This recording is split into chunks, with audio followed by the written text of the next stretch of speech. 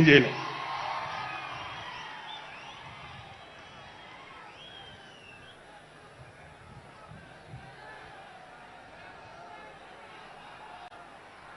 So ఇక్కడ మన president Pawan Kalyan గారికి ఆయన గురించి చెప్పడానికి ఒక ఇంపార్టెంట్ విషయం చెప్పాలి.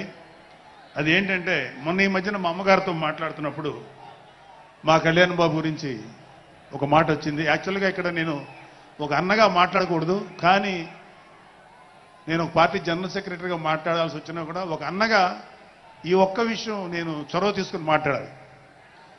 సో మా అమ్మని అడిగాను, అంటే ఆవిడ నాతో చాలా ఫ్రెండ్లీగా ఉంటుంది. ఆవిడ అడిగా, ఏదో మాటల్లో వచ్చింది,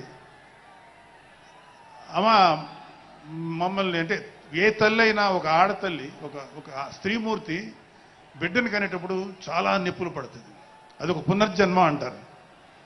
అలాంటిది నేను మా అమ్మని అడిగా, నేను పుట్టినప్పుడు ఏమన్నా పెయిన్స్ అనుభవించావమ్మా అని. మా అమ్మ అంది, నువ్వు పుట్టినప్పుడు నేను అనుభవించినది పెయిన్స్ భూమి మీద ఆడది అనుభవించలేదు, అంత కష్టం పెట్టేవాళ్ళు. అది మా అమ్మ చెప్పింది నా గురించి. సరే కళ్యాణ్ బాబు ఎలాగా అన్న. గొప్ప విషయం అంటే నేను షాక్ అయ్యా. వాడు పుట్టినప్పుడు నాకు పెయిన్ అనేది కొంచెం కూడా తెలియదురా, అలాగా నాకు పెయిన్ లేకుండా పెయిన్ ఇవ్వకుండా పుట్టాడు. ఈ విషయం నేను కొంచెం షాక్ అయ్యా. అదేంటమ్మా కనీసం పెయిన్స్ ఉంటాయి కదా, ఏమోరా నాకు ఏమాత్రం పెయిన్ తెలియకుండా పుట్టాడని.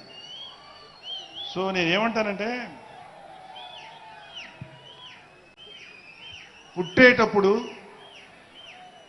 కన్న తల్లికి కూడా ఏమాత్రం నొప్పి బాధ ఇవ్వకుండా పుట్టిన పవన్ కళ్యాణ్ లాంటోడు, అలాంటి నాయకుడు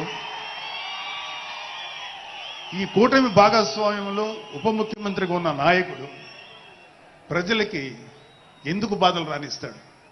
వీళ్ళకి ఏ బాధలు కష్టాలు రాకుండా గుండెల్లో పెట్టుకుని చూసుకుంటాడు. అది మనం కళ్ళారా ఈరోజు చూస్తున్నాం.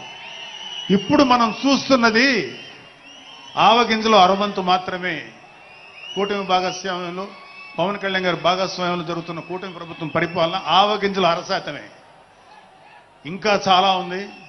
ఇప్పుడు చూస్తుంది just tip of the iceberg. అద్భుతమైన పరిపాలన మనకు రాబోతుంది. రాబోయే 20 ఏళ్లలో ఆంధ్రప్రదేశ్ ఒక స్వర్ణయుగం చూడబోతుంది. ఎందుకంటే ఎప్పుడో స్వాతంత్రం రోజుల్లో కొంతమంది మహానుభావులు పుట్టారు. అలాంటి వ్యక్తి ఈ రోజు పుట్టడం, ఈ రోజు మన ముందు ఉండటం మన అదృష్టం. అలాంటి వ్యక్తి దగ్గర పని చేయడానికి ఇగో ఈ స్టేజ్ మీద ఉన్న ప్రతి ఒక్కళ్ళం గర్వంగా ఫీల్ అవుతున్నాం. మాకు పదవులు వచ్చినా రాకపోయినా ఆయనకు సేవ